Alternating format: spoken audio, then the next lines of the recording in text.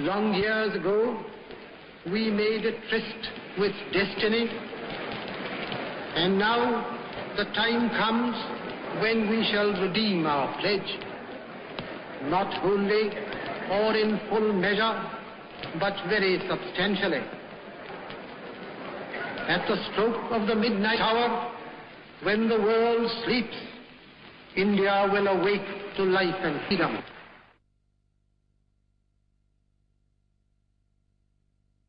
A moment comes, which comes but rarely in history, when we step out from the old to the new, when an age ends, and when the soul of a nation, long suppressed, finds utterance. It is fitting that at this solemn moment we take the pledge of dedication to the service of India and her people, and to the still larger cause of humanity.